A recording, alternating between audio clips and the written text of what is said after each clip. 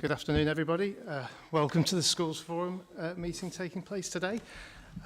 Unusually, this is starting with me rather than the chair because officially we don't actually have a chair at the moment, which brings me to the first item of our agenda. So you may remember at the meeting that took place in July, we mentioned that Richard has obviously retired and we offered the opportunity for other people to take the opportunity to have a go, for want of a better word, of being the chair of the forum. We had a couple of people put themselves forward. We started the process to train them up and get them ready for it. Unfortunately, due to workload, one of them had to step back. Thankfully, Alan has volunteered to stand as chair for the next 12 months until we go through the appointment process again in July next year. However, before we do that, we do need to formally appoint Alan. And I do also need to ask the forum if there's anybody else who'd like to be chair as well, as that's the correct thing to do. So first, the question to Alan, are you happy sitting at the front there? Happy is a really loaded word, isn't it? But yes, for this context. Okay, wonderful. So could I have a proposer, please? Thank you, Steve. And could I have a second? Thank you, Sadie. And I do have to ask the forum, is there anybody else who would like to put themselves forward as chair? Tumbleweed? No, absolutely not. So as long as we're all in favour, then I'll pass over to Alan. Everybody happy with that? Great, nods ahead. Thank you very much. Thank you, Simon. So you'll be pleased to see that they've replaced one white-haired man with another white-haired man. That was a really straight entry-level process for this. So we'll move quickly on to item 2. Apologies, Simon. I believe you've had a few today. Yes, thank you. So we've received apologies from Kim Prince-Hanson, Kevin Albert, Steve Breeze, but he's sent Leslie Lloyd, who's sitting at the end there as a replacement, substitute, Mark Bowie, Jessica Roden, who I now believe is Jessica Chambers, Emily Verreau, Craig Hodgson, and Katie Adams. Katie's actually new, and she's recently joined, so she really does send her apologies because she's just had Ofsted drop on her, so she would have been here, very much so. Okay, thank you, Simon. Item 3, declarations of interest. Does anybody have any interest? Steve? Yes, my usual one at this meeting, I have to declare an interest in item 12. No.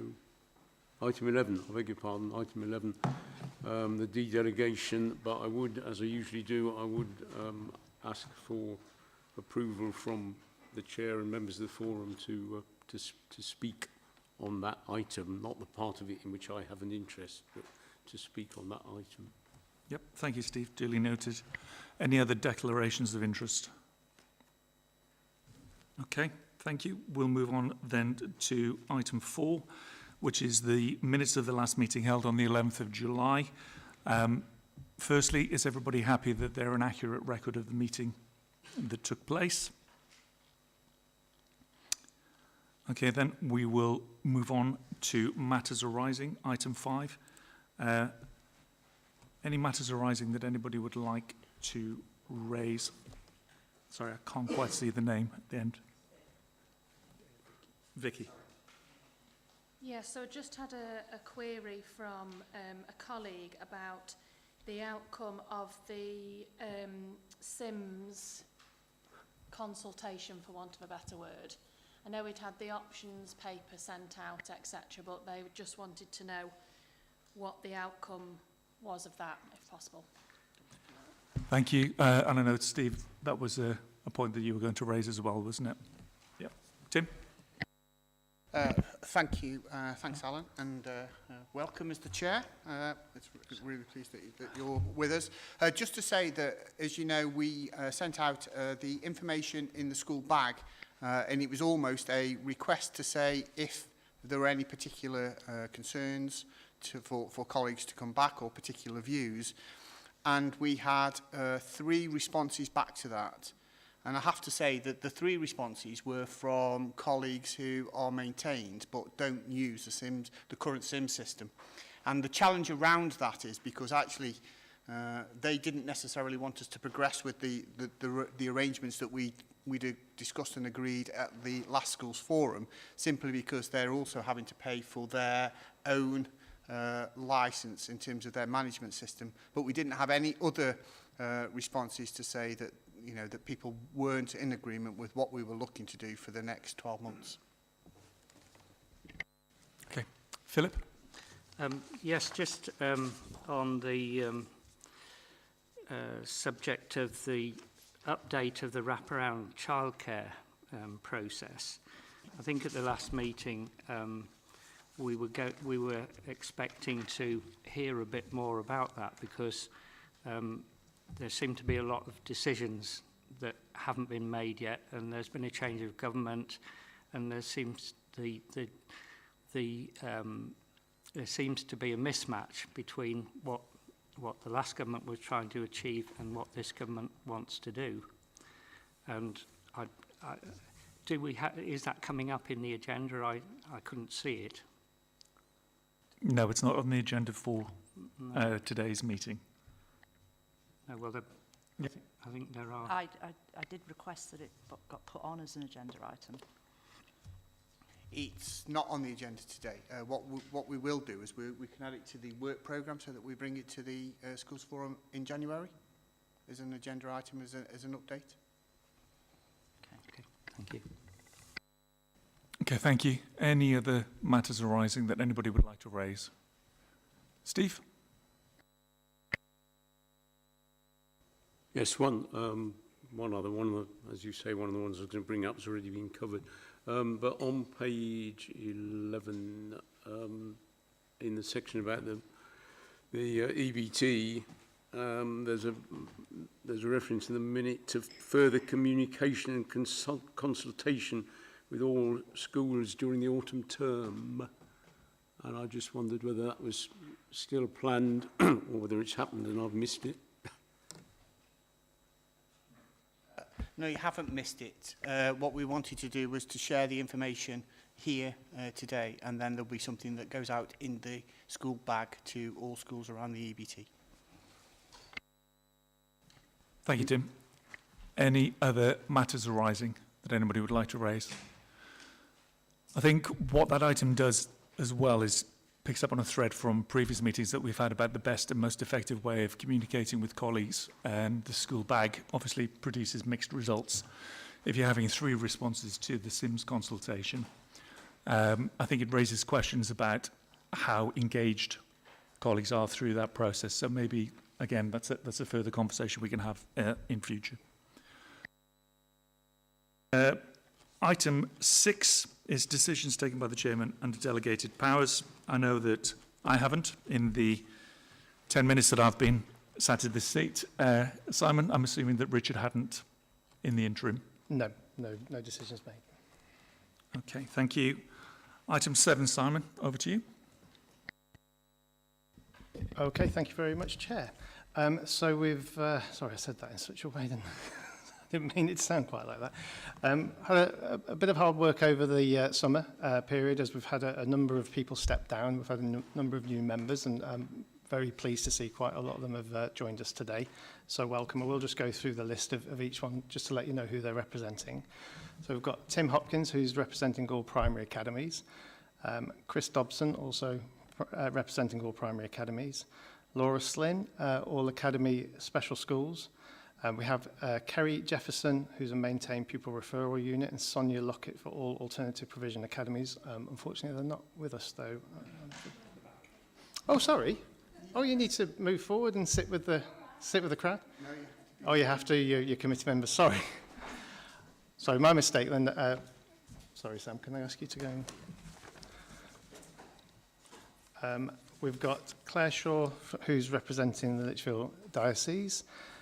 We've got Katie Smith for all middle schools, and we also have Katie Adams for secondary academy. So just listing the names of the members who've left. Helen Barron, Richard Sutton, Paul Spreadbury, Kirsty Rogers, Richard Redgate, Mark Davis, and Chris Wright. So just want to thank them for everything they've done for us so far. Also, just one update, because I didn't think 2 new Katies was enough. We've tried to get a third. Carolyn Trowbridge stepped down as all secondary maintained school representative.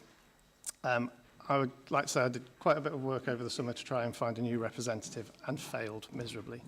However, Mr. Barr got involved and has subsequently found a representative who's willing to come and join the forum.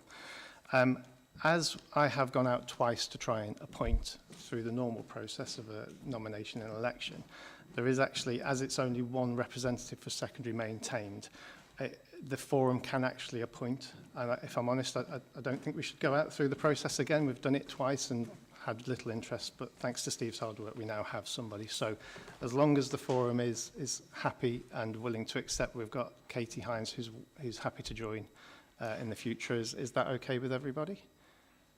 Lot of agreement. Thank you very much. Okay, so welcome Katie if you're watching, and hopefully she'll be with us at the next meeting. Thank you. Thank you, Simon. Okay, just for new members, welcome. You'll have noticed already that you have to do a dance with the microphones to make sure that you're heard and that the camera can pick you up as well, please. So just as a reminder, if you wish to contribute to an item as we move along through the agenda. So we will now move on to item 8, which is being presented by Mel Scott.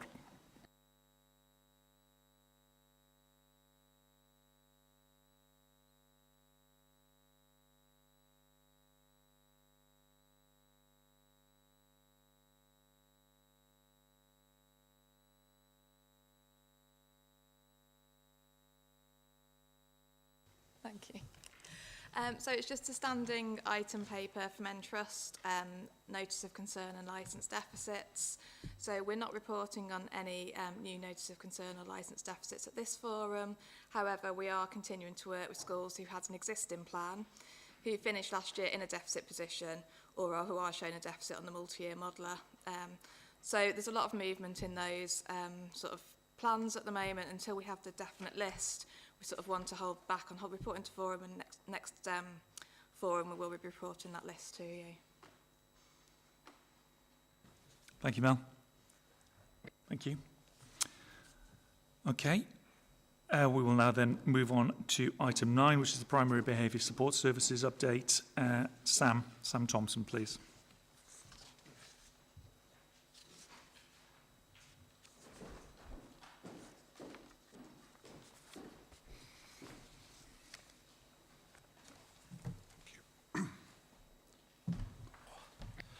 Good afternoon, everybody. My name is Sam Thompson and I'm an Education Commissioning Officer involved in the primary performance management of the contracted services with Entrust, the Primary Behaviour Support Service contract and Minority Ethnic Achievement Service. Kate Brown, my colleague from Entrust, is also in attendance today. Kate is the Head of Special Education Needs and Inclusion and Education Improvement Services, and she's at the back of the room. The Primary Behaviour Support Service report has been circulated with the agenda, so hopefully you'll have all had a chance to read through. I'm just going to spend the next few moments running through some of the key points. We are recommending that Schools Forum, firstly, agrees to the continued dedelegated funding from maintained primary schools delegated budget for the financial year 2025-26, and secondly, notes the continued improvements and development of the service over the last year and proposals for next year. The referral pathway into the service remains the same. Schools send their referrals for primary behaviour support to a central inbox, behaviour@entrust-ed.co.uk. Every Tuesday, referrals are systematically reviewed and allocated to a consultant based on the nature of the concern and specialist knowledge of the practitioner, as well as the geographical location. During the academic year 2023-24, the number of primary behaviour support requests from maintained schools increased, even though the number of maintained schools reduced. Point 6 in the report, figure 1, highlights that on average there are 1.93 referrals per maintained primary school. Some 195 referrals were made across 69 schools for primary behaviour support in 2023-24. Moving on to look at page 5 of the report and the impact of the primary behaviour support service, we've determined that 96% of the total number of pupil referrals received to the service in 2023-24 remained in their school placement. Based on the service's experience of working with schools and feedback received, we implemented additional delivery from autumn 2023. These additional functions provide schools with further support and advice on implementing their graduated response. So, looking at recommendation 1, which was to offer schools which meet criteria a behaviour clinic. This year has seen an increase in the demand for individual casework, and this has been the priority throughout. The team have been into 2 schools to deliver behaviour clinics offering advice and guidance on strategies and signposting and recommendations to staff. Feedback from schools has been extremely positive. Staff found the professional discussions provided, practical suggestions and new approaches to managing challenging behaviour in the classroom invaluable. Turning on to page 6 and looking at recommendation 2, to continue to expand the rollout of behaviour audits in schools. Again, due to the increased demand and focus on casework, 1 school received a behaviour audit in 2023-24. It has been agreed, though, that the service will revisit this during the current term. The service delivered 9 training sessions to schools, as outlined in the table on page 7, covering behaviour management and de-escalation, Lego training, lunchtime supervisors, restorative practice and whole school support. On page 8, an explanation of the CENIS survey is given. We survey schools at the end of each visit via a questionnaire. 170 school visits were delivered and 100% of the respondents rated the service either good or excellent. Some examples of the feedback from school are also provided in the report. A primary school from South Staffordshire fed back. Very quick turnaround with a report which included advice, strategies to work on that support, the child and the class teacher. A primary school in Cannock Chase fed back. The team are very experienced and we really value and appreciate them coming into our setting. They always have a range of realistic ideas that can be implemented. Their support is invaluable for us and our children, and their advice and suggestions not only improve outcomes for children, but also the staff. And then finally, a primary school in Newcastle stated, a comprehensive and informative assessment. The team have supported the school with strategies and guidance to support staff and improve pupil outcomes, excellent timeframes and service. So to conclude, we have identified 2 recommendations for the next financial year, 24-25, in addition to core delivery. Recommendation 1 is to continue to offer schools which meet criteria a behaviour clinic. And recommendation 2 is to continue to expand and roll out behaviour audits for schools in the county. Thank you. Thank you, Sam. Are there any questions from colleagues for Sam with regards? Can I just... Sorry. Yeah. Could I just ask around the point around the higher numbers of referrals for pupils in reception in year 1, and then the further analysis around what percentage of those children were already known to early years forum? Is it possible to, within the recommendations, or I don't know whether it would link in with the core delivery, to try and address that root cause with some of the work? Does that come into the core delivery, or? Yes, that will. It can be put within the recommendations, though. But yeah, I am liaising with colleagues in terms of the family home managers that manage those early years forums. So, I know it's been brought up at Inclusion and Send Partnership Board and identified by LMG as well. So I'm just thinking of ways that we can try and tackle that root cause to prevent the work that then needs to be done as a result, if that makes sense. that does make sense, Yeah. yes. We're seeing it anecdotally across all of the Centre Inclusion Hubs, really, in terms of those children that are presenting challenging behaviours in reception, from reception really, and that coincides with the high referral rates we're seeing for both reception age children and year ones. So yeah, So we what are would that looking look like then within the core delivery? Is there going to be a specific piece of work around that age group, or? So what I've been doing with my commissioning support officer is reviewing all the referral information. So we've been considering all those young people that have been referred into the project. And then thereafter, speaking to colleagues really with regards to how we tackle, you know, get those children's needs addressed at the earliest point. So like I said earlier, it'd be a case of ensuring that that information is shared from the earliest forum at the earliest point, really. I think it's just if we're de-delegating that funding, and we've noticed that as a root cause, it would be making sure that we're going to actually establish something around that from that funding. Yeah, I understand that, yeah.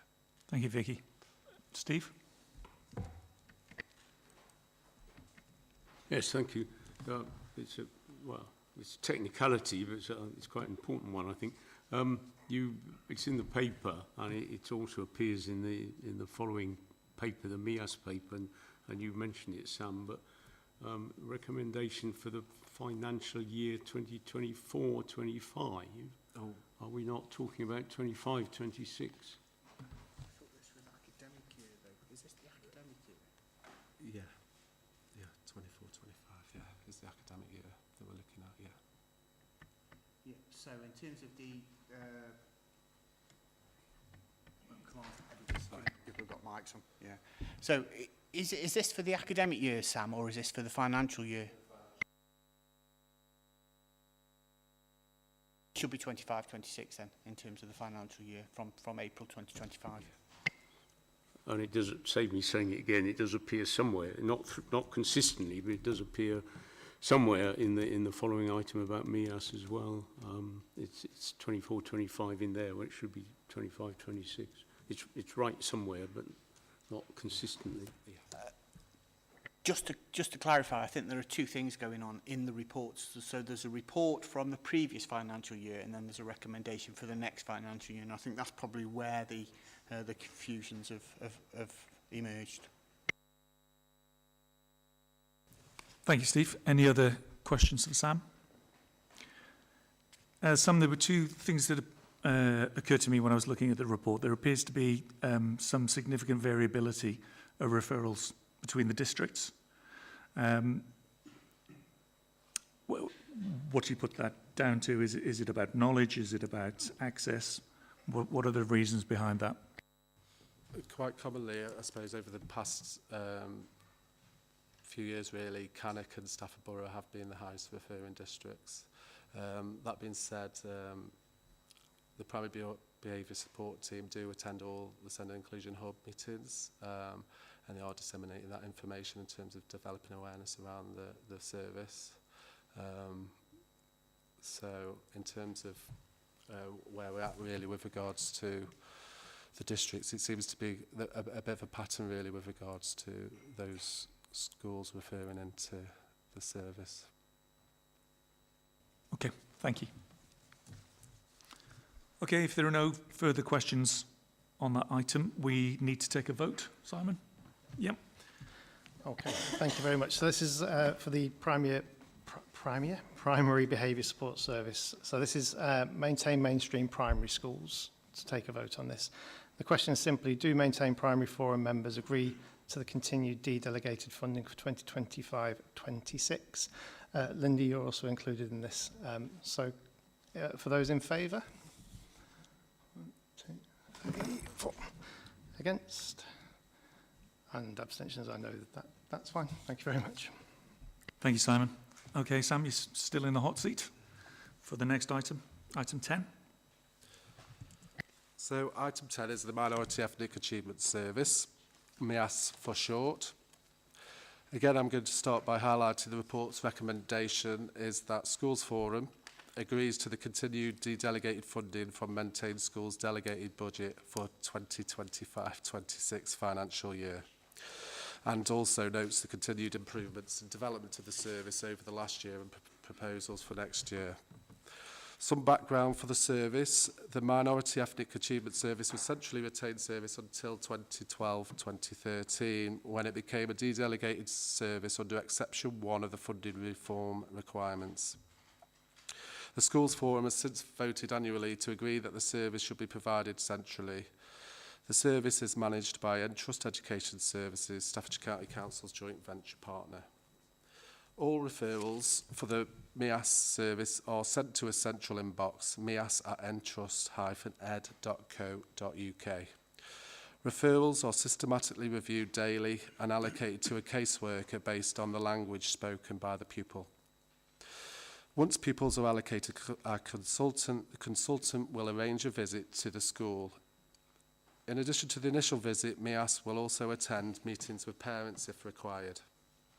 Beyond the individual consultant support, schools are also supported to develop their provision for EAL learners through a range of approaches including learning walks, modelling good practice for staff and resources such as guidance for welcoming refugees. The MIAS team has updated their assessment tools and reporting paperwork used in supporting schools and pupils based on resources recommended by the Bell Foundation, a well-regarded charity focused on supporting EAL students. The adapted service delivery has been positively received by the schools. Setting the context, Figure 1 in paragraph 9 details that 49 referrals for MIAS support during the academic year. Over the page, we have included a countries of origin table for new arrivals into Staffordshire during the last academic year, which highlights a diverse cohort of children and young people accessing the service. From paragraph 13, looking at the impact of the MIAS service and the 2 recommendations made in the 2023 Schools Forum report, the service has implemented additional delivery. Recommendation 1 was to continue to promote and provide MIAS telephone helpline for 1 session per week to help improve accessibility to the service for all schools. This will be monitored and sessions added should there be sufficient demand. Now, we've found that there has been very little demand for this service, and schools are more likely to email into the MIAS inbox, and the team contact them within 24 hours to discuss queries and concerns and offer information, advice and guidance. Therefore, we recommend the telephone helpline be discontinued and that we continue to promote the MIAS inbox for school referrals. Recommendation 2 was to produce the following training for schools. Firstly, the role of governors in supporting EAL children. Secondly, welcoming EAL families into a school community supporting inclusion. The following webinars were produced for schools to access. Meeting the needs of EAL pupils with SEN in primary, supporting EAL and those new to the country, supporting the development of vocabulary in EAL learners. Feedback received regarding training and support has been positive. A MIAS learning walk was completed in 1 school, which was followed up by whole school training. The following feedback was received from Newcastle Primary School. Just thought I'd let you know that we had our Ofsted visit. All went well and we were given a good judgment. Just thought I'd let you know that when staff were asked by Ofsted about EAL, they referred to your CPD session, so thank you very much. Paragraph 17 details additional delivery from the MIAS service. Contact was made with the 30 schools receiving Ethnic Minority Achievement Grant funding, requesting data on newly arrived pupils learning through English as an additional language in Staffordshire. EMAG schools were requested to submit their action plans for analysis, detailing how they are utilising their EMAG funding. To date, 29 schools have returned their action plans from a possible 30 schools, which is a 97% return rate. The team have put together a good practice guide and action plan template, which was sent to the schools to showcase excellent practice and provide further ideas for schools. The team also produces a termly newsletter for schools, which includes advice, guidance, resources, and relevant articles and thought pieces. The team have produced the following articles: a focus on welcoming EAL children into your school, top tips, spotlight on the EAL framework, multilingual classrooms, supporting EAL children in the early years, pre-teaching for EAL learners, early career teachers EAL support, SEND and EAL, supporting early years using early years statutory framework strategies, working with parents of EAL pupils, and the promotion of spring, summer, autumn and winter festivals. So a lot of articles completed there. An example of MIAS delivery is highlighted in paragraph 20 of the report, which outlines the support provided to schools integrating EAL pupils. It describes the process, including the initial visit, information collection, observation, assessment and the feedback presented in the final reports.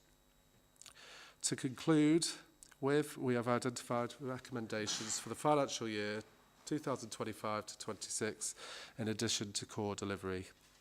Recommendation 1 is to promote a whole school inclusive approach and provide MIAS learning walks followed by whole school training. And recommendation 2 is to continue to produce training for schools in terms of the role of governors in supporting EAL children and welcoming EAL families into the school community, supporting inclusion. Thank you. Thank you, Sam. Do colleagues have any questions for Sam on this item particularly? Vicky? I was just wondering, with demand being so much lower, is the amount that we're de-delegating less? Because I might have missed it, highly likely, but I just couldn't see the amount we de-delegated previously to the amount that we're voting to de-delegate this time. The amount hasn't changed in terms of the referral rate. There has been a, is it 9.3% budget change? So it is less, obviously, due to the amount of schools that are academised. But there hasn't been a reduction in the costs due to the low referral rate. Although we had 55 days, commission days with the MIAS team last year, so there's just 6 days, and obviously all the additional work that happens within the contract as well, I suppose, brings that up to what would be required. So it's less because there's less maintained schools, not because the demand is less? No, in terms of the demand, I guess we had 50 new referrals in the year, over 50 in the 2 previous years. And I think the main reasons behind that were, I suppose, we've seen a slowing down in terms of students arriving from Ukraine on the Homes for Ukraine scheme, and the family scheme's now ceased. And I guess with the MIAS service, obviously, it's going to be peaks and troughs to as we react, I suppose, and respond to migration and resettlement. So it's a difficult one to predict, really. So if that's underspent, would that money, where would that underspend go? Because we're not reducing the number of days, for example, that we've commissioned, even though the referrals are less. In terms of finances, we haven't had any money that's been returned in terms of... Okay, yes. Yeah, would you like to cover that? Yeah, there is a spare one just there.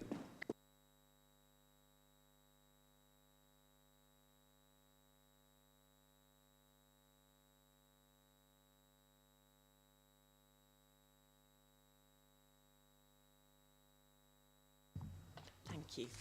Kate Brown, Head of Service for Behaviour Support and MIAS. Just in response to the query about reduction in finance, obviously, as Sam explained, although there has been a reduction in the number of new arrivals that we dealt with, there was an increase in the number of children causing concern, which obviously we support as well under the contract. And obviously also we've been involved in additional work that's detailed in the report. So there wasn't a reduction in the number of days that were delivered. It was just different activity. But aren't we voting on it going forward? We are, So, yes, but yeah. that's an example, obviously, I can Okay. only speak historically in terms of what we've delivered across the historic years. Thank you. Does that answer your question, Vicky? Kind of. Kind of.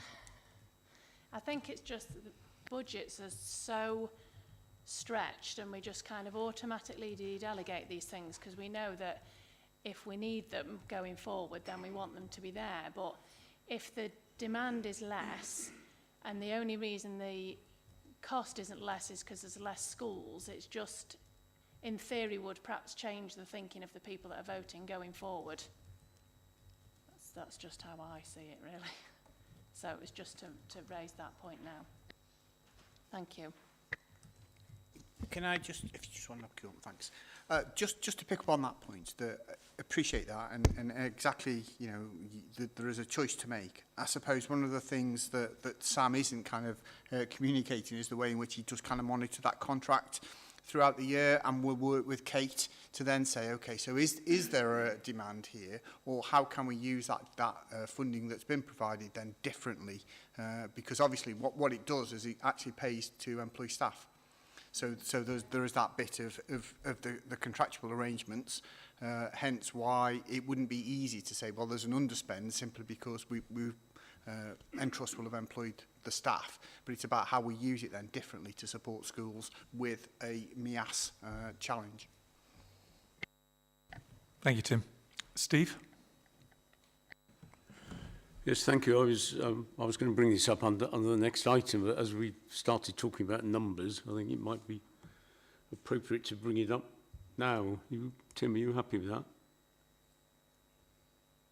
The numbers aren't quoted in this report, so I'd prefer to do it next. Okay. Okay, thank you. Any other questions for Sam on this item before we proceed to the vote? Okay, Simon? Thank you, Chair. So this is the decision for MIAS. Again, this is all maintained mainstream schools.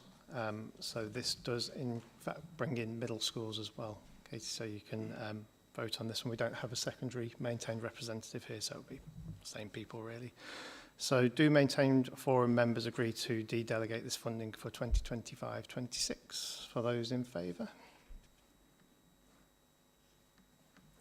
Against? Abstention? Just the two.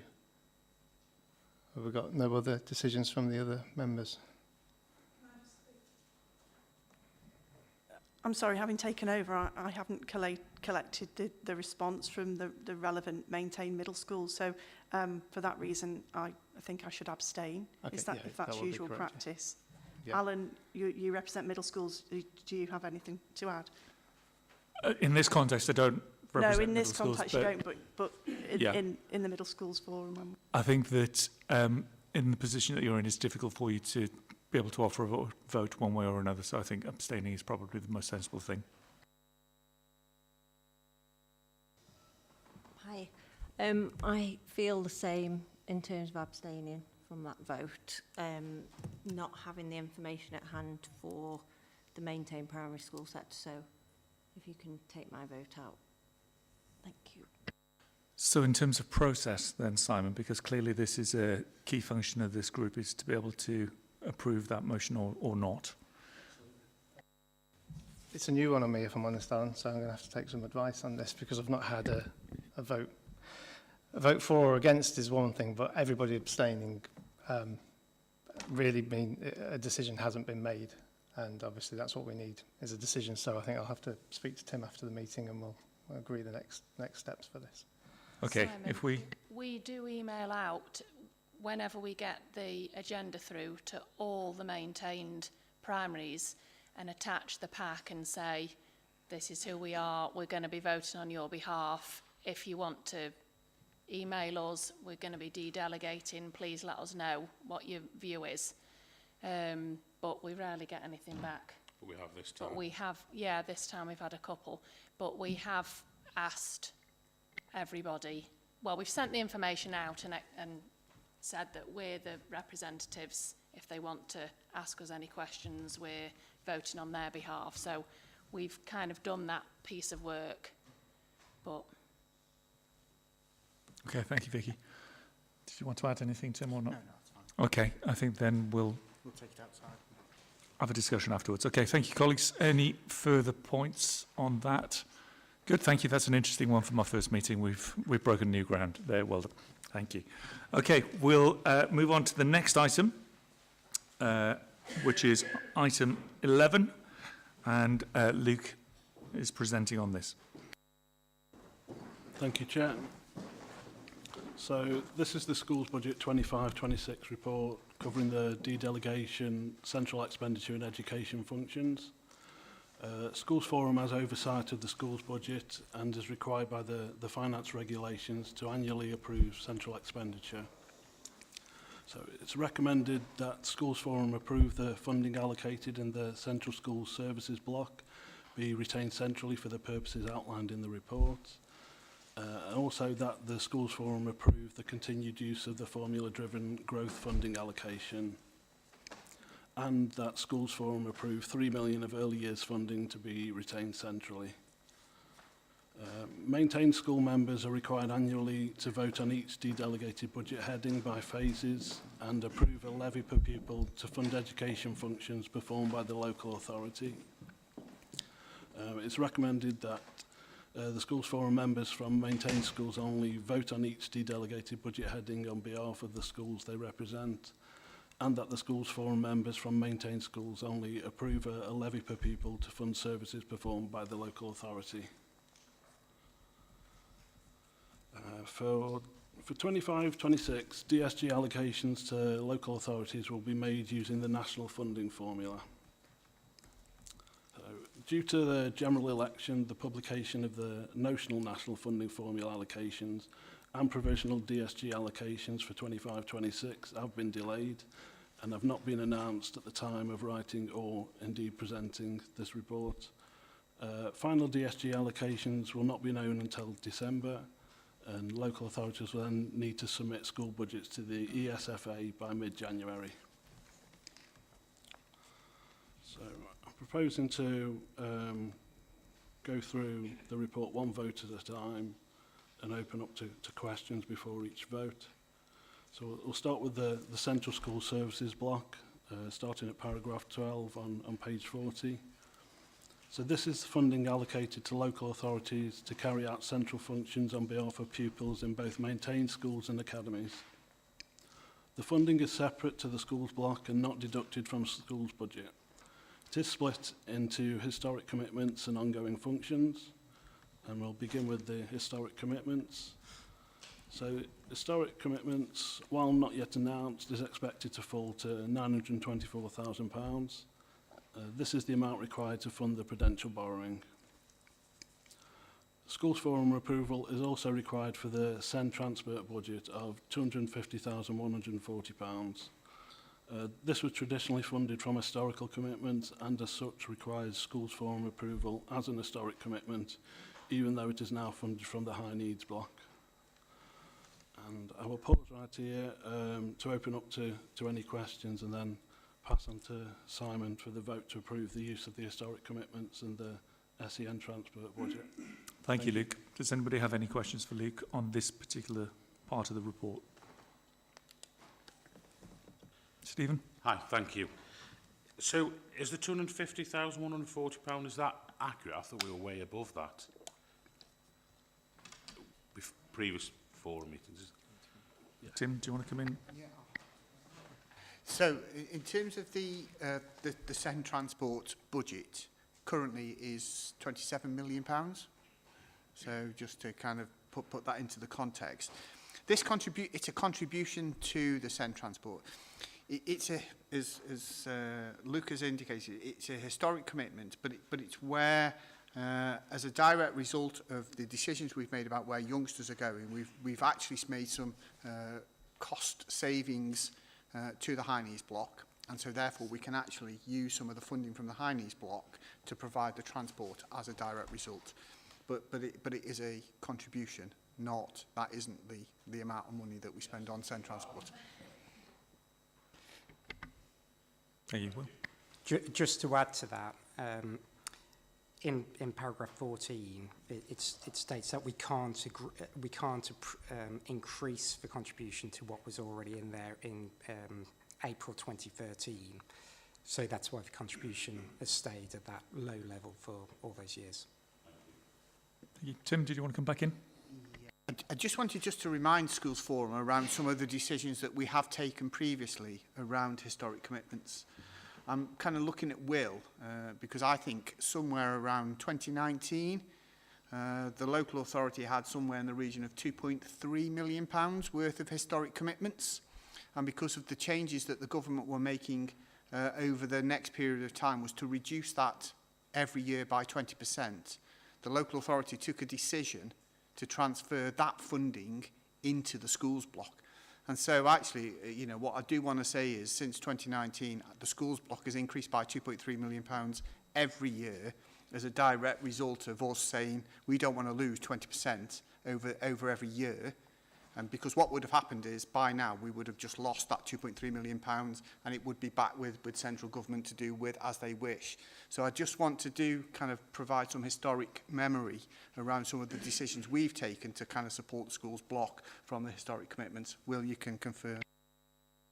Yeah, that's exactly right. So since the DSG has had this central block come in, it's split into two amounts that Luke's talked about for historical commitments and the ongoing duties. And that historical commitments is a budget that the allocation that government wants to unwind over time. So there's that 20% reduction year on year. To get ahead of the curve, what we've done is say, well, what in there can we get out and delegate to the schools block so Staffordshire doesn't lose it as a whole. We're a bit ahead of the curve on that.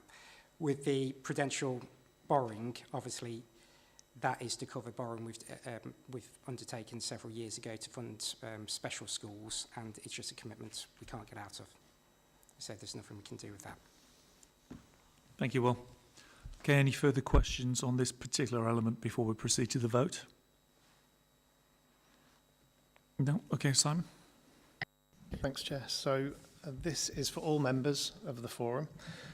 So it's historic commitments. Does the Schools Forum approve the use of the historic commitments funding and the SEND transport budget as set out in the report? All those in favour?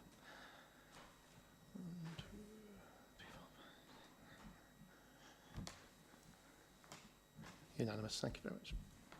Does that include you, Alan? Thank you, Simon. Okay, Luke, over to you. Thank you. On to ongoing functions now as part of the Central School Services block. So ongoing functions are funded by a combination of council tax and DSG. The annual liability for teachers' pensions added years is funded by council tax, and this is estimated to be circa £8.1 million. The other ongoing functions provided to all schools are listed in Appendix 1 and are estimated to be around £4.2 million. Any underspend will be used to contribute towards the DSG deficit. And again, I'll pause there and open up to any questions before passing over to Simon. Thank you. Thank you. Any questions from colleagues on this item? No? Okay, Simon, over to you. Thank you. So ongoing functions, retained duties. Do Schools Forum members approve the ongoing functions allocation in the Central School Service block to fund the services as set out in the report? All those in favour? Sorry, everybody again. 1, 2, 3, 4, 5. Brilliant. Unanimous, thank you. Thank you. Okay, growth and falling roles funding. Thank you. So included within the schools block allocation is an amount for growth funding, which since 2019-20 has been formula driven. As in previous years, it is proposed that the growth funding allocation of around £2.9 million is used to fund pupil growth in the national funding formula and allocations as per the growth fund policy. Any underspend will be used to contribute towards repayment of the DSG deficit as detailed in the deficit management plan. Funding is now also allocated for falling roles. Funding is distributed on the basis of the reduction in pupil numbers that local authorities experience for each year. Latest estimates indicate that we may receive a small amount of falling roles funding for the first time in 25-26.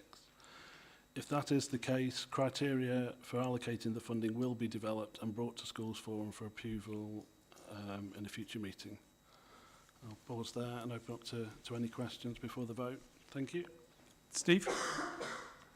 Yeah, it's well, it's not really a question. It's more a request. But the final point there is it's very reassuring to know that the authority is actually planning ahead and looking at estimates for possible falling roles in future.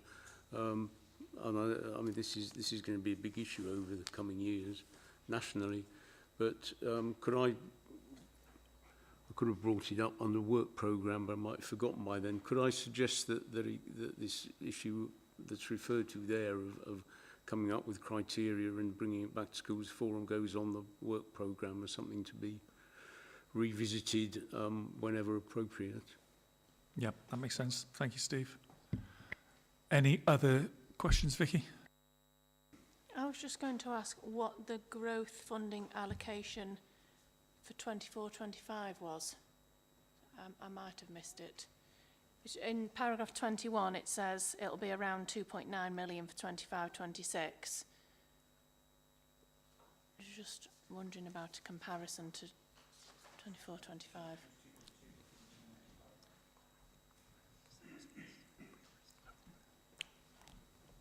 Is it in the paragraph underneath 2.2?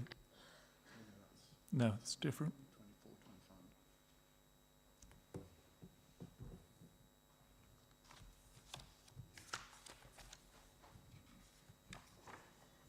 Hi, sorry, last year it was 3.2 million. Okay. So that can fluctuate year on year, but depending on the Thank you. MSOAs. Thank you all. Any further questions before we proceed to the vote? Okay, Simon? Thank you. So this is for all members again. The question is, does the Schools Forum approve the use of the growth and falling roles funding allocation as set out in the report? All those in favour?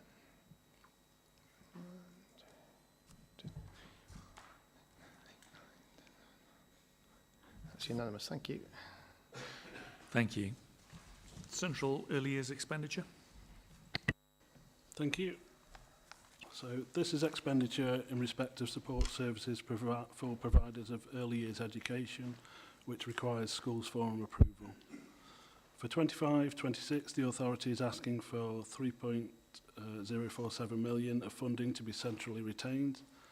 This funds statutory functions along with back office administration and overheads, details of which can be seen in paragraphs 29 to paragraphs 32. The pass-through requirement is expected to increase to 96% for 25-26.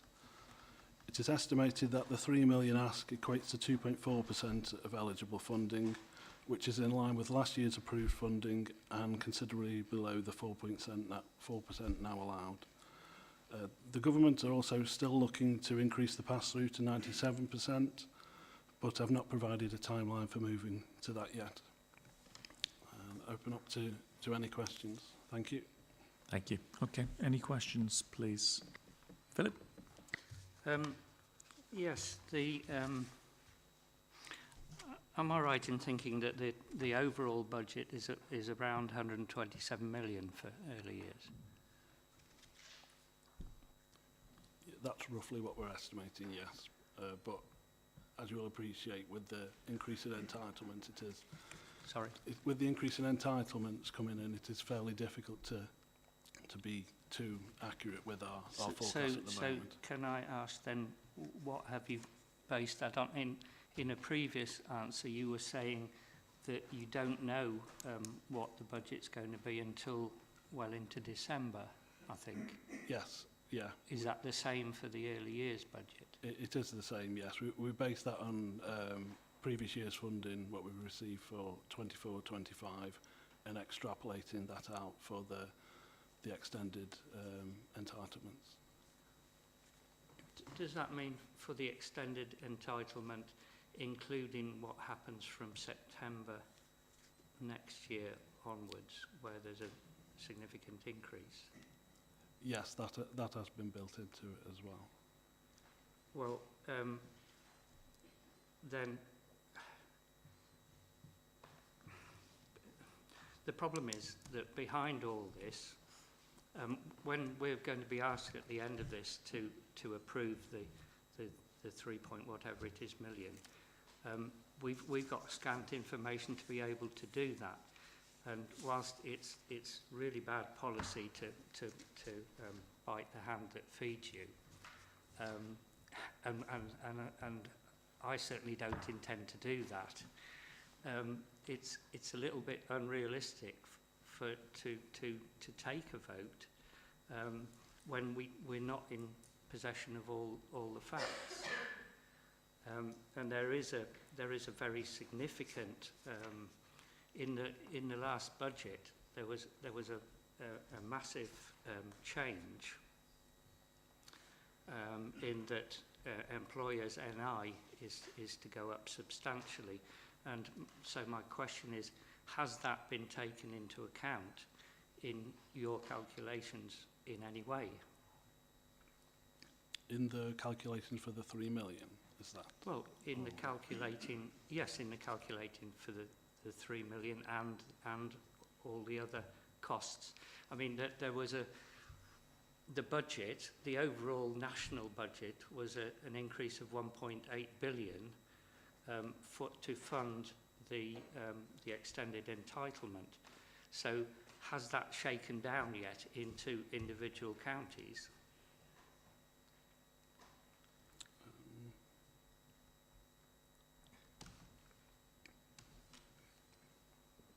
Do you want to just come in here, Tim, I think the challenges we've got, Philip, is that as a direct result of the delays that the central government have made in terms of we have no budgetary information that's been published. What we've got is some kind of overarching principles, I think, that have been published. So we've got no operational guidance and we have no kind of budget figures. However, the challenges we're faced with is we believe this meeting is as late as it possibly could be anyway, given the decisions, and when we get to the high needs block, I'm not kind of preempting anything here, but just to say that should you not approve the 0.5% switch, our application to the department has to be submitted by Monday.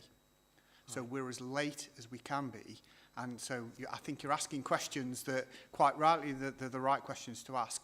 It's very difficult for us to provide the kind of the assurance bits of it, other than to say that we will continue to behave in exactly the same ways as we behaved in previous years, and there is no change to the way in which we behave, and we want to support all sectors within education. And so, you know, our priorities remain the same priorities, that we want to pass out as much money as we can, but recognising that we still have the services and we still have to provide those services moving forward. So those are the challenges. In terms of the actual budget figures, you know, the colleagues, I have to say, are doing the best, and you might be asking difficult questions, but believe you me, behind the scenes, we're asking even more difficult questions of them, because we want to know the same answers that you want to know. And, you know, and I do feel I do have some sympathy, you know, with our finance colleagues, because, you know, we've asked them to do this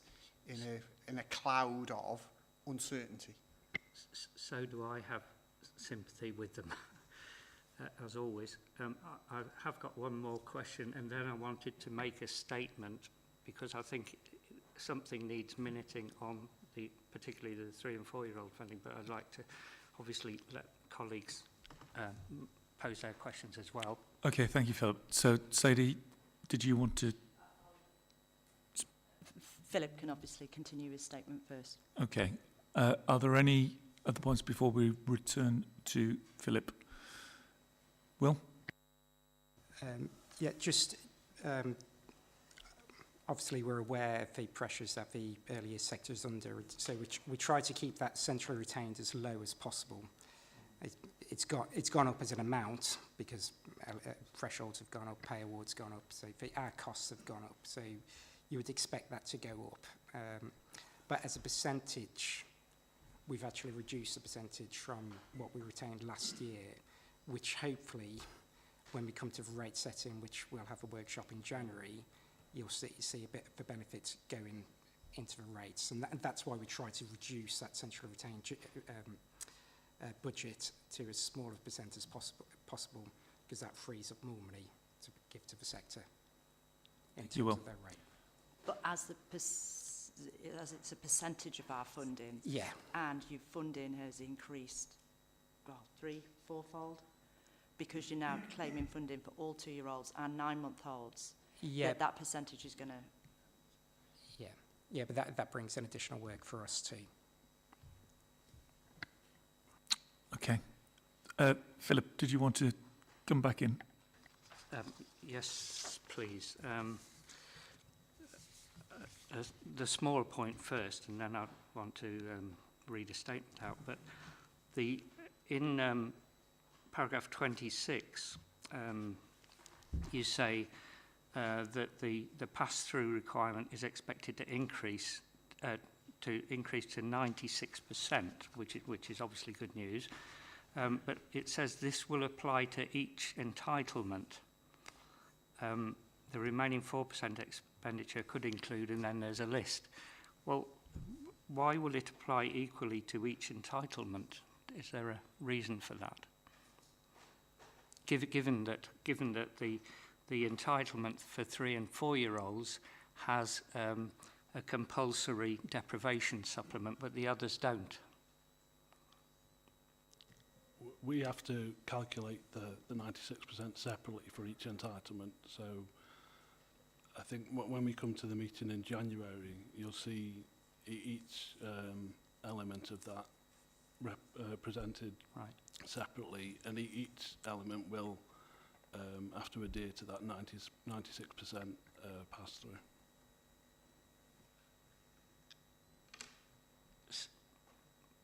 I suppose we're a little disappointed that there isn't a stronger emphasis on the pass-through, because the base rate is everything. I mean, to the majority of private providers, a base rate is everything. But I mean, we look forward to the meeting in January. If I may. Okay, Phil. Yep, absolutely. The October 2024 budget and nursery funding for 2025. The October budget will mean cost increases for nurseries of between 8.5% and 9%. This is chiefly because of a 6.7% increase in the national living wage for anyone 21 and over, and 16.3% to 18% for younger employees. In addition, there is a massive increase in the employer's NI contribution for all employees in the region of 50%, meaning a typical overall increase in wage cost much larger than the statutory wage increases. In fact, up to 33% of the actual wage cost increase will be as a result of the employer's NI changes in the October budget.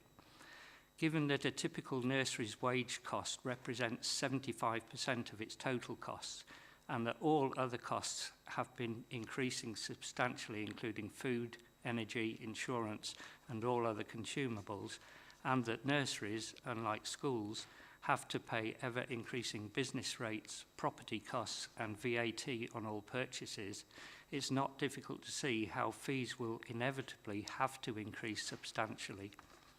Staffordshire County Council are considered by local private nursery providers, who represent around 70% of childcare and early education provision, to be one of the best, if not the best, local authority in the country in terms of working relationship with nursery providers. However, the level of funding provided to them by government has typically fallen short of the real cost by about 25 to 30% for 3- and 4-year-olds over the last decade. Indeed, the increase in the government funding rate made available last year was only half of the actual increase in costs faced by nurseries, perversely only widening the funding gap. All nurseries have only two sources of income: fees paid by parents and funding from government. By September 2025, it is estimated that 80% of provision will be government funded. Government itself, after many years of calling their involvement free to parents, have now changed this description to funded, in line with their acknowledgement that not all costs are covered by them. The inescapable reality is that if funding continues to fall short and all cost increases, including the employer's NI charges, are not taken into account, then fees to parents will inevitably have to increase to cover costs. That's the end of the statement. Thank you. If it could be minuted. Thank you, Phil. We'll make sure that is minuted. Thank you. Okay, we need to move to a vote. Simon. Thank you. Okay, so again, this is for all members of the forum to vote on. So the question is, does the schools forum approve the proposed level of central support services for early years provision? All those in favour?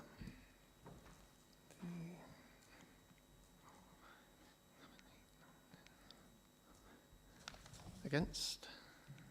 Abstention? Thank you.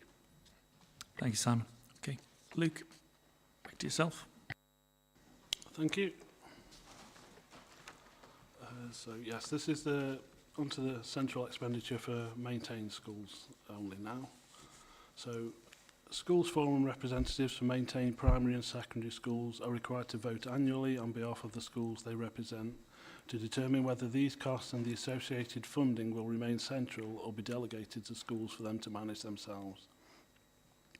Maintained schools members must vote by phase on areas proposed by delegation by the local authority. The outcome is binding for all maintained schools within the phase. The areas proposed for delegation for 25-26 can be seen within the table over the page, and further details are provided for each area within Appendix 2. The estimated budgets are shown for maintained schools only this year, which differs from previous years, as in previous years we showed the budgets as if all schools were maintained. Actual figures will be finalised over the next few months as the school census becomes available. And just wanted to note that the supplementary information as seen in Appendix 2 was circulated in the school bag during October to try and help inform all maintained schools. And open up to questions now. Thank you. Thank you. Okay, any questions for Luke on this element? Steve? Yes, thank you. When I first sort of read through the paper, I was have to say somewhat disturbed to see that the figures in the table in paragraph 39 were about a third of what they have been in previous years. And I worked out a theory of my own, and then I read the paper properly, which I probably should have done first. And paragraph 39 actually confirmed it. Ever since this system has been in place, the figures that have been presented to Schools Forum for all the categories in this section have been the total figures, including the amount that has to be delegated to academies. And there's a change in the way those figures are presented this year, in as much as the figures are only represent the amount that Forum is being asked now to de-delegate the amount that would go to maintain schools. So that explains the radical change in the figures, which I'm all in favour of, because it will mean I won't have to explain it to people endless times.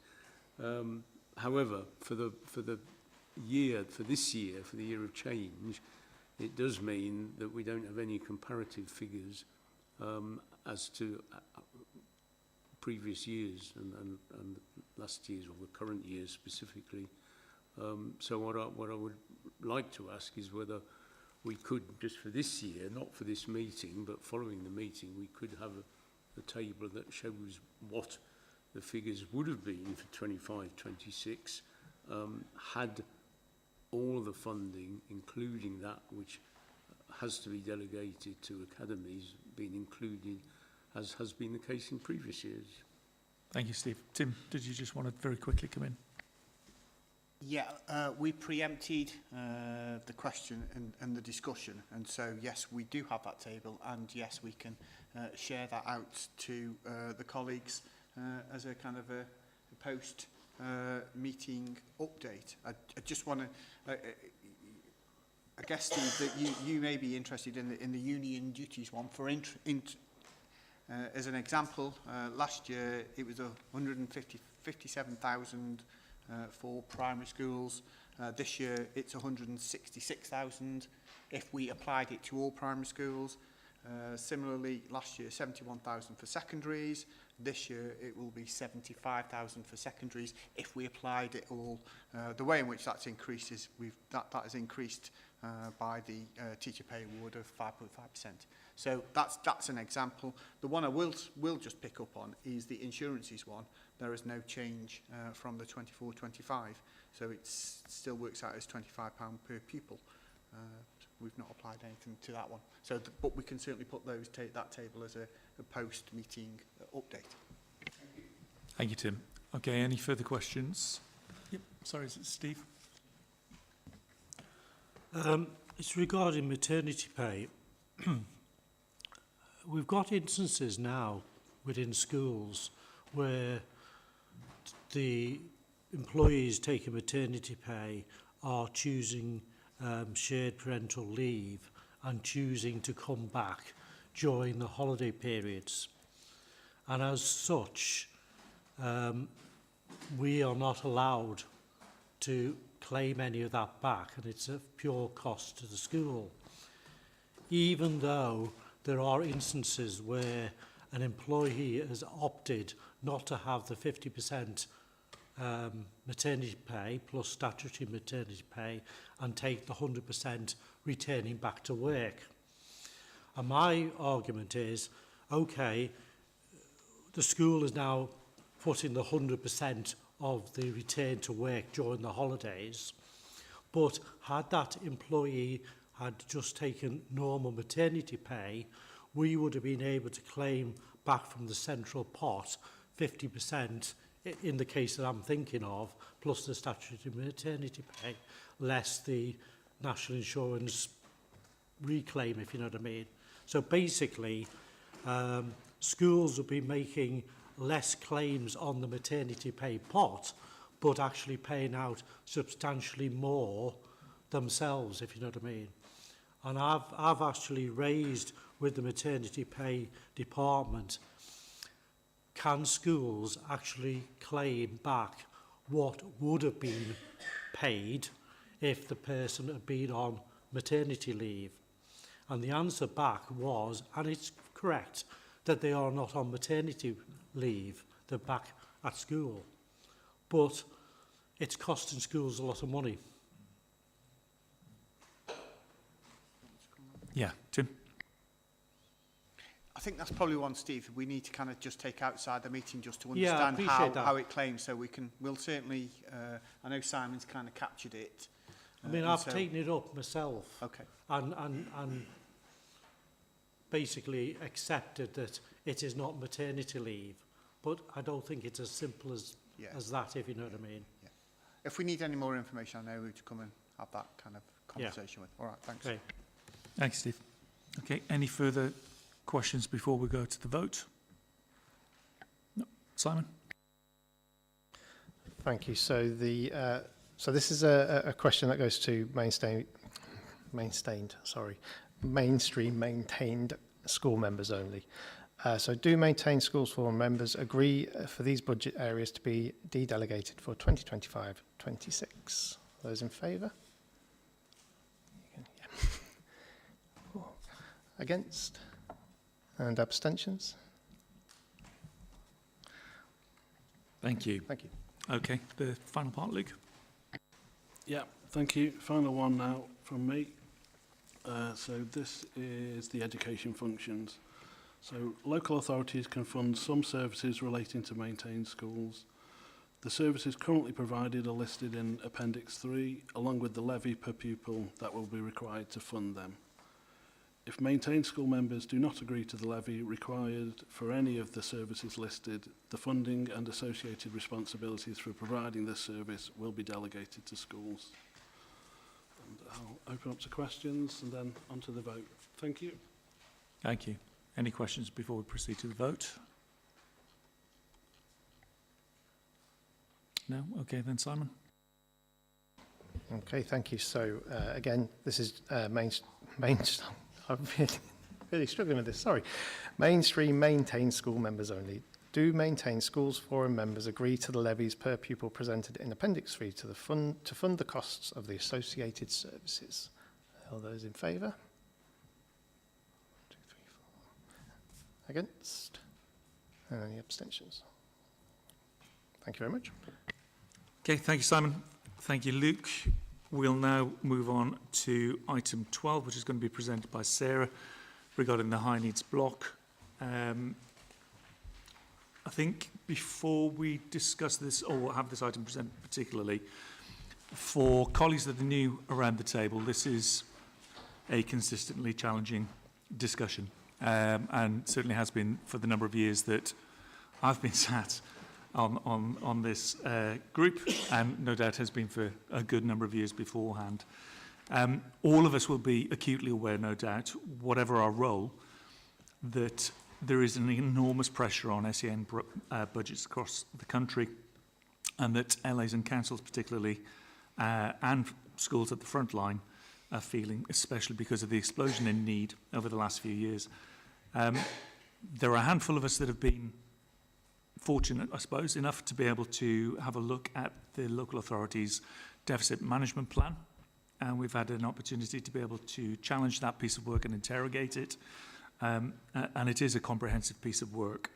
And but alluding to the nod that Tim gave this item slightly earlier on, it's also worth noting the colleagues in the room are voting clearly for the areas that you represent within this item. And so I think there is an understanding on both sides of the equation where we all are collectively with regards to this particular item. So that's my hominin done. Sarah, over to you. Thank you. So as previously agreed, this is the regular report outlining the latest position on the high needs block, given the ongoing pressures in the area.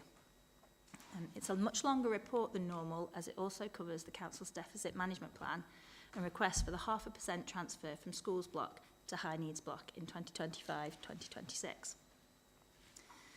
The report was written before the budget and therefore does not reflect the extra £1 billion announced in the for SEND and alternative provision. However, as we have not yet had an indicative settlement, we cannot currently be sure how much of that funding will come to Staffordshire. One thing, though, is for certain, it's nowhere near enough, given the fact that we know that this is one-off money, only at this time, and in total, LAs have already accumulated £3 billion worth of deficits in the system. Even if we do get our fair share, then this is likely to only be an extra £5 million or so that than we are currently assuming for next year, which would be a drop in the ocean compared to the accumulated deficit that will be approaching 60 million at the end of this year and a further forecast overspend next year of over 40 million. I won't go through the paper in full, as I presume forum members have already had an opportunity to read the paper. To summarise, the paper outlines the forecast overspend in high needs block of £28 million in 24-25, very much in line with the position last reported in July's forum. The overspend is despite increased government funding this year of about 4%, which as in previous years is proving insufficient to keep pace with rising demands and costs. Yet again, the funding cap has increased significantly this year. With now around 8,300 EHCPs, increasing at typically 700 per annum, demand is up about 30% from just 3 years ago. This is impacting across all areas, but especially the independent sector, with placements now in excess of 700, or 2, a rise of around 50% in 3 years. Within the 2024-2025 forecast, there remains some additional costs related to the introduction of the now suspended EBT model. The paper details the work that the LA has undertaken following this suspension and its commitment to reintroducing the EBT on a phased basis. Changes may include use of artificial intelligence to support a robust quality assurance process, which would potentially mean EBT levels would only be shared with schools at the point of the final EHCP being issued, but with the added introduction of an appeals process, should the funding allocated be in dispute. The education banding tool would therefore not be reintroduced before April 2025 at the earliest. The paper goes on to outline the significant decline in Staffordshire's DSG reserve, which at the start of the year was in deficit by over 30 million, and given the current overspend will deepen further to around 55 million by the end of the year. For context, we estimate that Staffordshire's schools and academies held about 77 million in balances at the end of 2022-2023. Going forwards, it's unlikely that government funding rises will keep pace with continuing rises in demands and costs for support, and left unaddressed, the annual overspend is likely to continue and could be 80 million by 2029-2030. This remains a national concern, and the government has maintained the statutory override requiring that accumulated DSG deficits should remain ring-fenced separate to the Council's other reserves through until the end of 2025-2026. This is effectively a temporary bank overdraft that will need to be repaid before it becomes so deep that it subsumes all the Council's other cash balances and effectively makes the Council bankrupt. Given the extent of the deficit, this will likely impact on the educational provision available to future children with SEND for many years to come. At its current level, the Council is already losing annual revenue returns of over £2 million per annum in lost interest, and will increase as the deficit grows, funding that would otherwise be available for delivering essential council services. Based on our current forecasts, it is expected by the end of 2025-2026 that the deficit will be around £100 million. It remains unknown how the government will expect authorities to deal with their accumulated shortfalls when that time comes, and there is a possibility that government will again further extend the statutory override. And as such, it represents the most significant financial risk to the authority. Given that we are in deficit, we are required to take action through a deficit management plan to mitigate as far as possible the overspend in this area. This has been worked up with 4 key things in mind. It is unlikely that the government will step in to provide the additional funding required.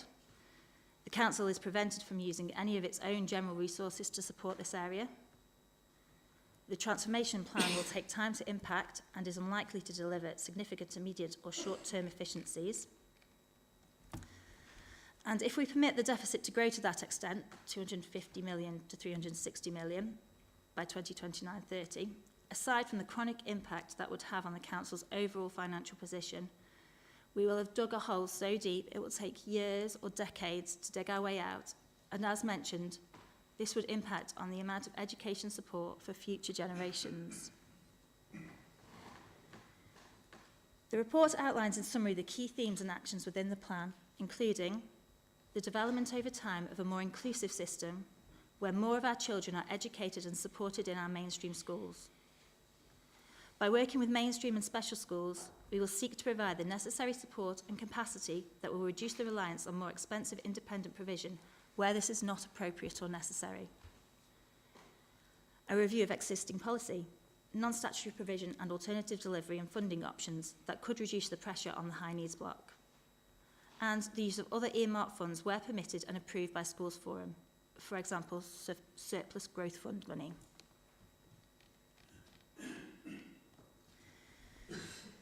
The Council has put in place significant additional investment of £3 million through the Send and Inclusion model to help make this happen. However, as I've said, this will take time, and until it has had an impact and a more sustainable model has been developed, it is actually an additional financial burden on the already overstretched high needs block. In the meantime, we continue to lobby central government for a fairer funding model, one that no longer leaves Staffordshire as one of the lowest funded authorities, as well as requesting an increase in funding that properly matches the level of need in Staffordshire. Our deficit management plan has been shared with the ESFA, who were positive, and whilst we have used their recommended template, this is a very complicated and inappropriate model to share in a forum like this. However, as Liz said, we have recently met with and shared this information with the High Needs Working Group. I don't know if you want to add any more here, or if anyone else who was present wants to give any feedback from that session. Anybody? Steve, did you want to make a point?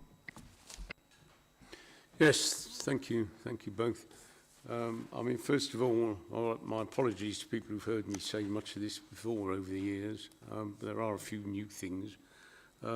Firstly, I mean, I do appreciate, as a Staffordshire resident, and for other reasons as well, I do appreciate and applaud all the efforts that the authority is making on this front.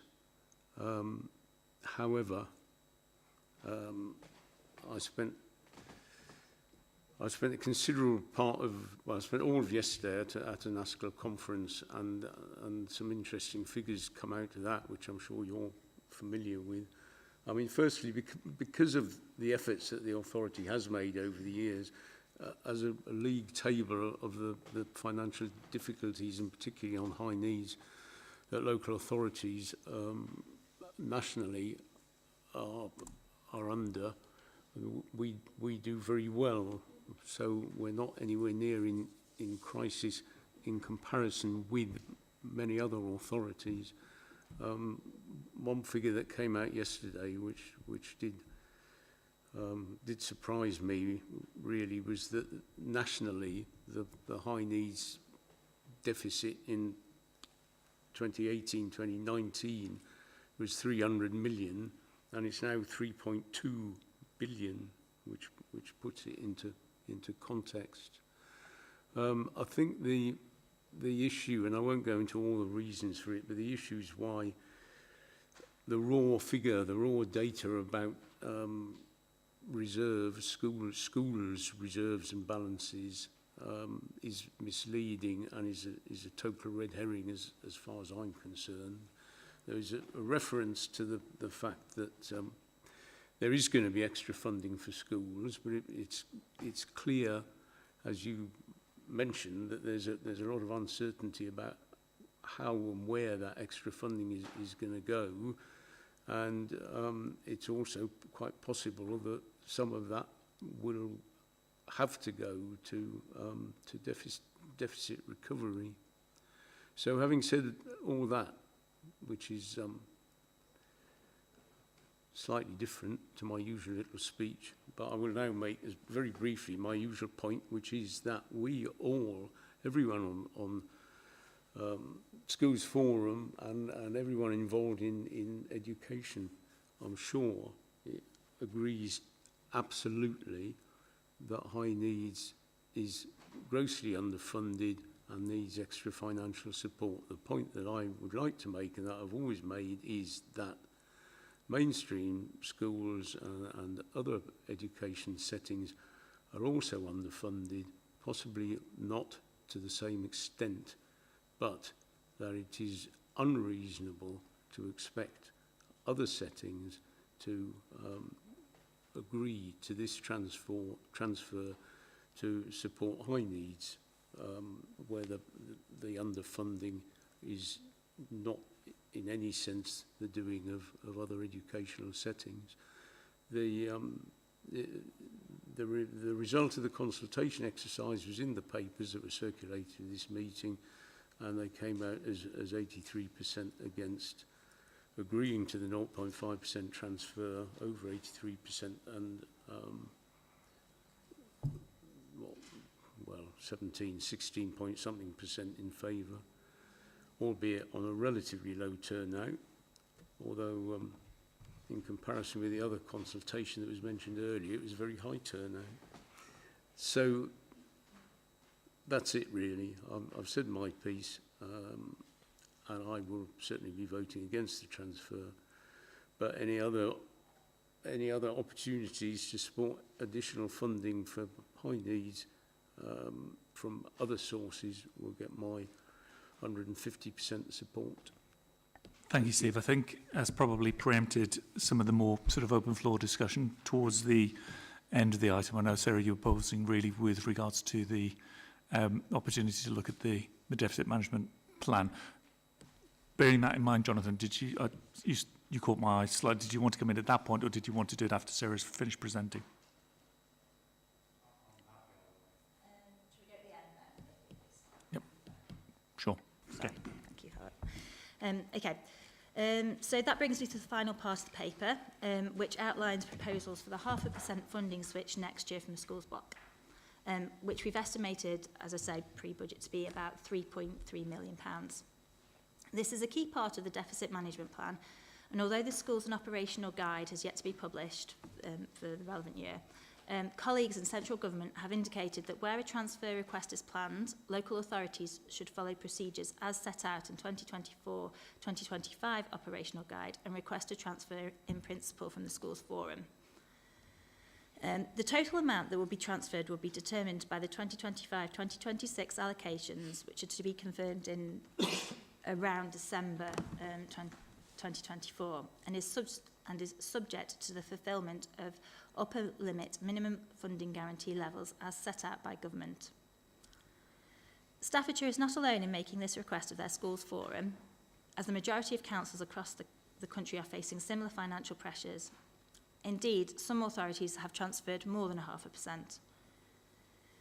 Looking at our nearest neighbours, this year 5 request the transfer, and the majority, this year 5 requested the transfer, and the majority of these were approved by their schools forum, and those that weren't, the transfer was subsequently agreed by the Secretary of State. Based on our current estimated settlement pre-budget, the transfer would be 3.3 million. This would be approximately equivalent to £29 per pupil, £6,000 on average for the £6,000 for the average primary school, and 21.5 for the average secondary school. The Council has consulted with our schools on this proposal, the result of which is attached at Appendix 2 and 3 to the report for consideration by Schools Forum. Understandably, given the shared pressures we are all facing at the moment, the feedback is against the transfer, though admittedly on a very low response rate of just 11%. We recognise the financial difficulties faced by some of our schools, and we understand them. And we understand that to them and to you, this feels like a significant ask. But please remember that our schools are an essential part of the solution to the current challenge, and this funding will be used to provide the targeted investment we need to develop a more inclusive system where schools feel supported. Given the increasing financial burden that we are building up for the next generation of students, we feel this is a necessary and the most sensible and prudent course of action. Therefore, we recommend that Schools Forum vote to recognise and endorse the strategies outlined in the DMP and approve the 0.5% transfer. Open up the... Thank you, Sarah. We'll open it up, and no doubt there will be a number of people that will want to raise a point. Jonathan, did you want to go first? Yeah, it's just a few opinions really, and I think one of them is there is a recognition for Staffordshire schools particularly that there is an issue around fairer funding. I think we're the 14th or bottom from the 14th lowest funded authority in the country, which is firstly the biggest problem for schools that we have. And Tim and I and Cabinet particularly here will continue to lobby for fairer funding for this authority because it isn't fair and it's not helping our schools at all. The high needs block is an issue.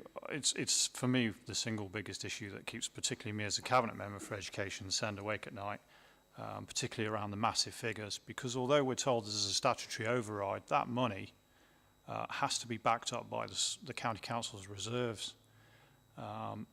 We have healthy reserves at the moment, although a lot of it's earmarked. Some of those reserves, of course, have to be there in place to support the high needs block deficit, but there will become a point Well, that'll overtake the monies that we have, which will be probably around the 27, 28 mark when we're roughly 200 plus million pounds in debt. So the work that we're trying to do to mitigate that deficit, particularly the work that Hallett and the team are doing around the CEDAS model and the enhanced assess plan do review work, and the fact that we need to work with our schools, and we need our schools as well to work with us to make sure that we have a fully inclusive system.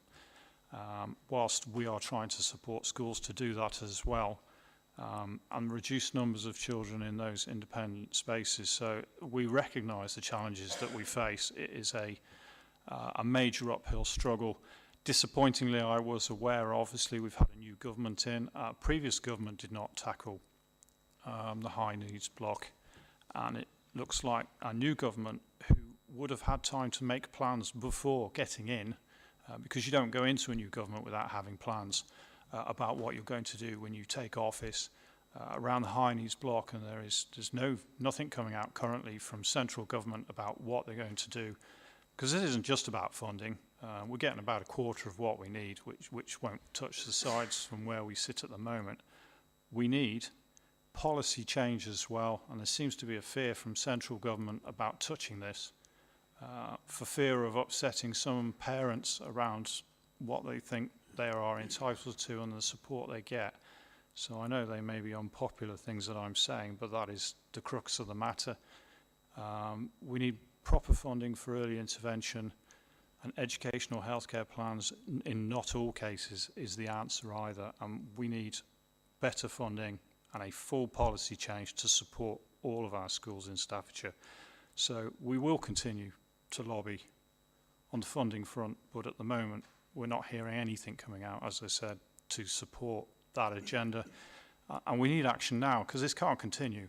You know, we'll look at it this year, or maybe we'll give you a bit more next year. It's not going to work. And we are in a very, very difficult situation. So I understand your reluctance to give us the 0.5% switch, but that money will make a massive difference in supporting the work we're trying to do around inclusivity at the moment. And even with that 0.5% switch and the additional things that we're having to do here as part of our deficit management plan, it is still a fraction. And you can see it in the documentation in the charts that, you know, that mitigation is slowing down the debt, but it will still continue to rise. So I'm not here begging you for your support, but I am explaining the difficult situation, which I'm sure you're all already aware of, this county council faces around the high needs block. Thank you, Jonathan. I think that the point that we can all very much agree on is obviously the need for better funding for this area. And I know over time that there's been a lot of active lobbying with regards to that area. We can hope that there will be a longer term strategic overhaul, if you like, of this particular area. Nicola, did you want to come in? Thank you. I just wanted to firstly say thank you to Tim and Hallett for the working group meeting, because that really did help when I attended that, to appreciate the rationale for the DSG deficit management plan, but also I'm acutely aware of my own position in my school and colleagues' position of how tight budgets are for the mainstream setting as well. And I know your comment about that schools being the central part of the solution, but for schools to be a central part of the solution, they also need the funding to be able to provide the excellence and support that mainstream schools already work really hard on.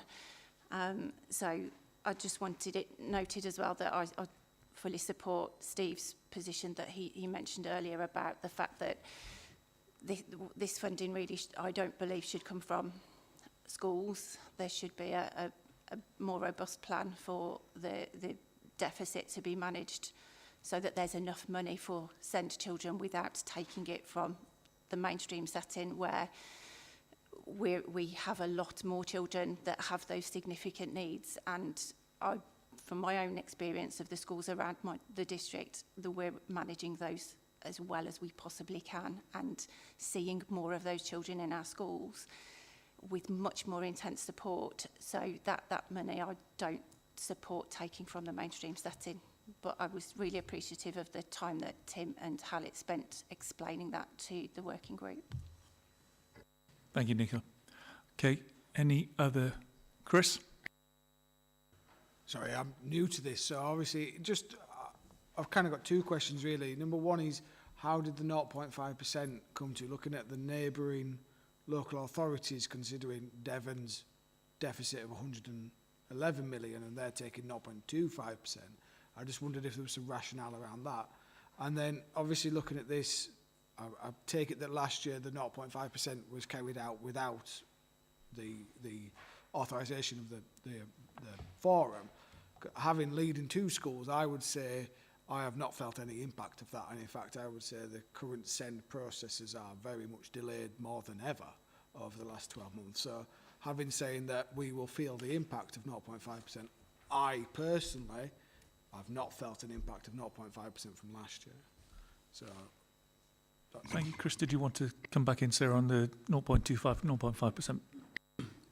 No, it's basically the amount that it's sort of suggested in the guidance. If you go into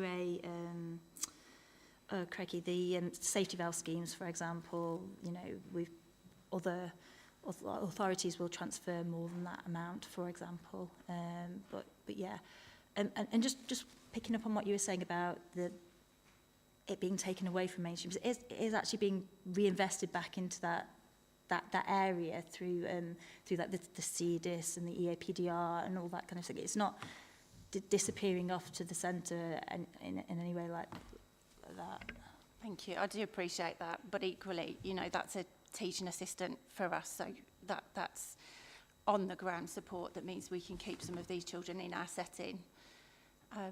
And we should look to central government to say that this is really underfunded and we need more in the pot for all of us, you know, not for us to try to rob Peter to pay Paul, for want of a better phrase. And I do understand that. I'm just conscious that obviously we have been through the plan a little bit in a little bit more detail than maybe some others around the table, so I did just want to explain that.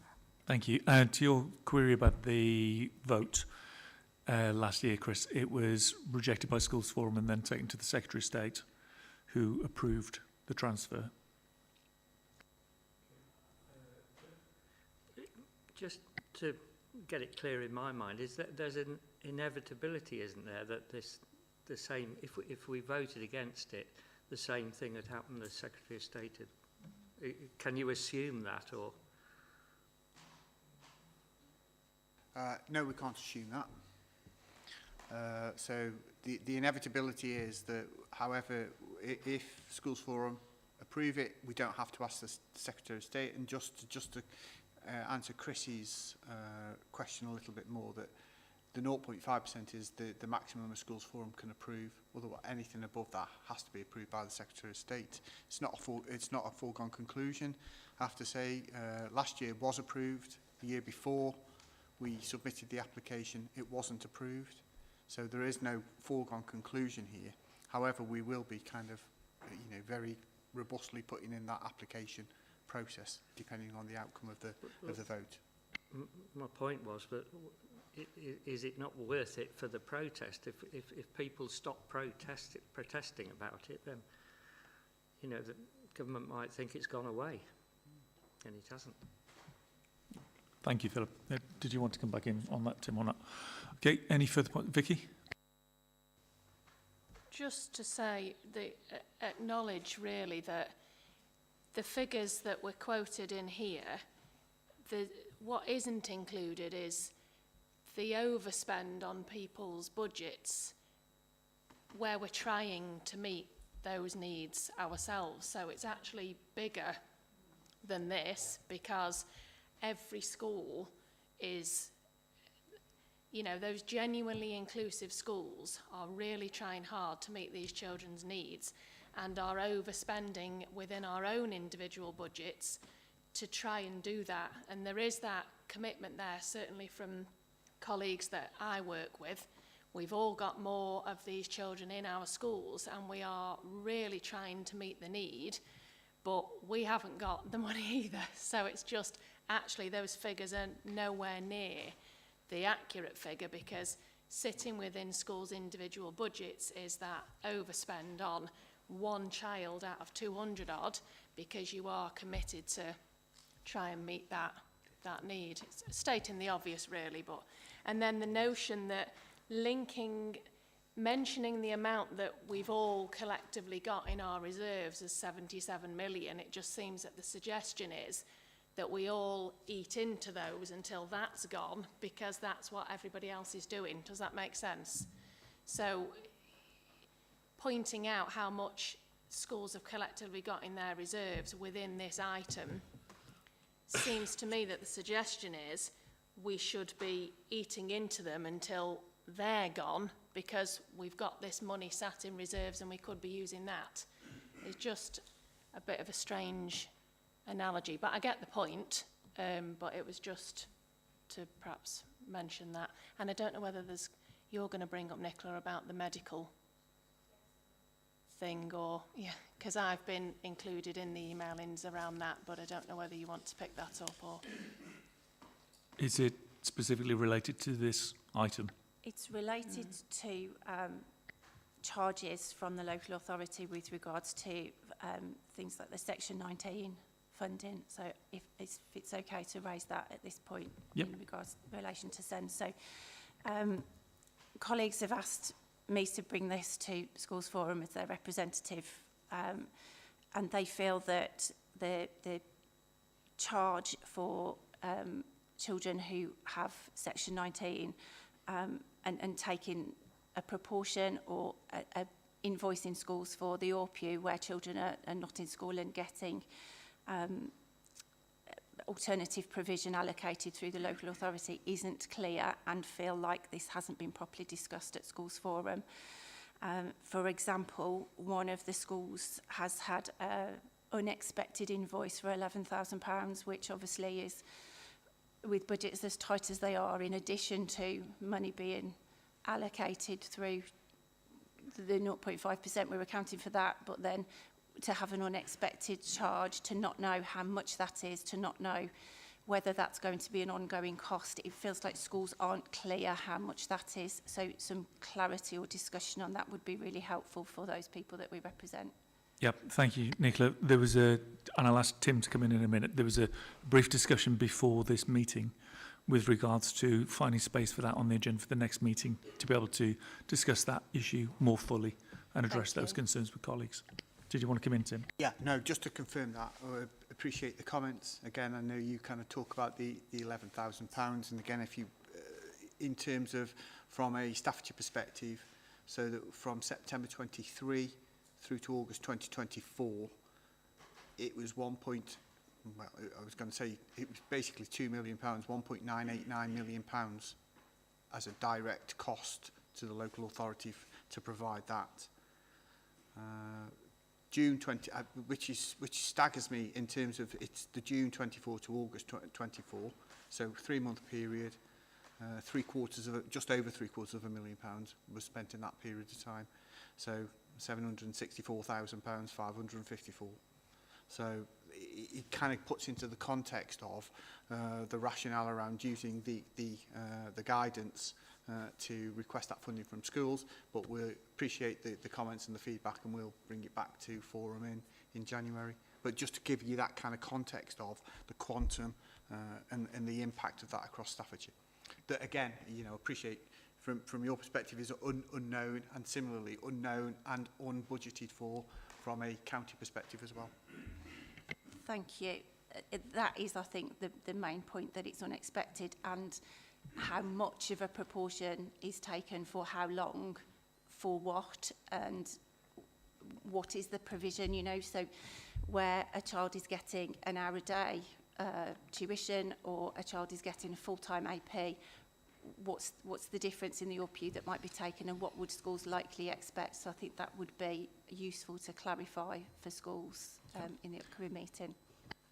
Yeah, and just to add to that, as a result of kind of the way in which we've been seeking that funding from schools, actually some schools have said, we won't hand it over to you then, we'll do it ourselves.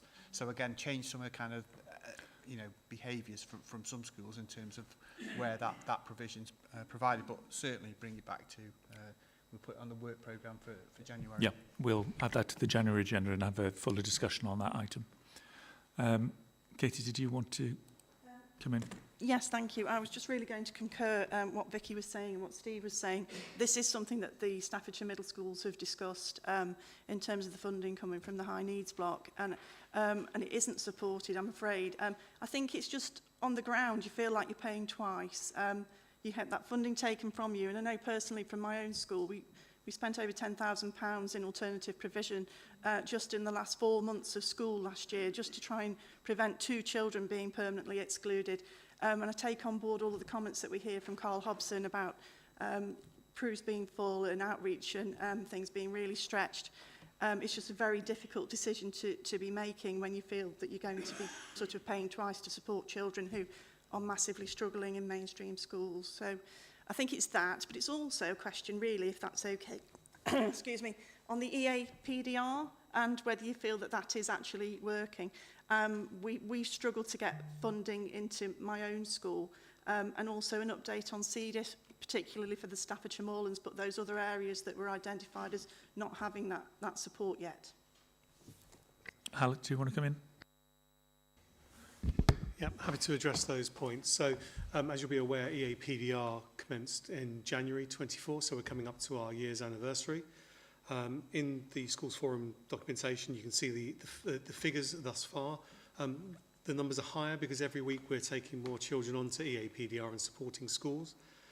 You can see in the documentation there that Inclusion Hubs have made recommendations in nearly 500 cases for children to be moved, or for schools to request the EAPDR. Of those, 340 have been requested, and we've agreed 199 of those. And where they haven't been agreed, it's because of a lack of graduated approach for us to enhance. But where they have been agreed, clearly, we've made sure that education psychologists have been allocated. And for many of those children, they're now accessing enhanced support. Some of those have moved into an EHCP where required. Some of them have been stepped down to school action, to use the old language, if you remember those terminologies. And for some of those children, they've gone into a second cycle of EAPDR. So it was disappointing to hear that people haven't felt the impact, but for 199 children, they've had a full team around the child with enhanced provision, ready to work with the schools and other agencies. So if I just remind colleagues that EAPDR was something that was constructed through the partnership and agreed at Schools Forum as a way forward. The Department for Education and NHS England have been highly supportive of the methodology and the approach. And from what very little we've heard from central government, projects like EAPDR, and I'll come on to see this in a second, and see this, are the narrative that's coming out of the Department for Education in terms of supporting mainstream schools. And just on the note of CDIS, what we have at the moment are 2 remaining districts without CDIS providers. And just to remind colleagues that CDIS provision was put out into the county for expressions of interest, and we were fortunate to have immediately 5 very successful expressions of interest from groups of schools, not individual schools, but groups of schools, 5 of whom are now operational as of September. We are now going to have an operational team in South Staffs in early January, and we are going out to expressions of interest imminently for Moorlands and for Lichfield. In the areas where CDIS isn't currently available because of a lack of interest expressed by schools, clearly we've done a lot of diplomatic work and trying to encourage people to have a look at the model, but there are interim arrangements for those schools to make provision in that pre-statutory phase. So current providers that were already in existence have had extended contracts within the framework to ensure that we've got good provision in those districts. My hope is that we should have by Christmas a clear indication of the development of those CDIS teams in Moorlands and in Lichfield. Yeah, I'd welcome that news. Obviously, I'm working in Staffordshire Moorlands myself, but I wondered if you, coming up to that year, that annual cycle, whether you're going to do sort of a voice consultation with head teachers or SENCOs to give their take on it. I appreciate your figures and you're saying who's had what and how you've supported them through an enhanced assess plan do review, but it would always be welcome to have a voice in giving our opinion on how that might have worked in schools. Thank you. Absolutely. We've got a schedule of work and plans for engaging at that annual cycle. obviously with data from our end, but also sort of the counter feedback from the other end about how it's received and the lived experience. Thank you, Katie. Thank you, Hallett. Okay, I'm conscious of time before we need to move on to the vote. Are there any other points or comments or questions that colleagues have on this specific item before we move to the vote? Steve? Just very briefly, I think it was Vicky mentioned reserves and balances, which I mentioned in passing, and I said I wouldn't go into detail, but the figures that are presented to us are correct, obviously, because the schools and the local authority are bound by consistent financial reporting, but they are misleading, and the majority of schools in real terms do not have balances. I'm conscious of the time, so I won't say any more. Okay, thank you, Steve. Okay, I think, Simon, we're going to need to move to the vote on this item, so over to you. Okay, thank you very much, Chair. So this is for all members. Obviously, high needs block. Simple question. Does the Schools Forum agree to the 0.5% transfer from the schools block to the DSG, of the DSG, sorry, to the high needs block in 2025-26? Those in favour? Against?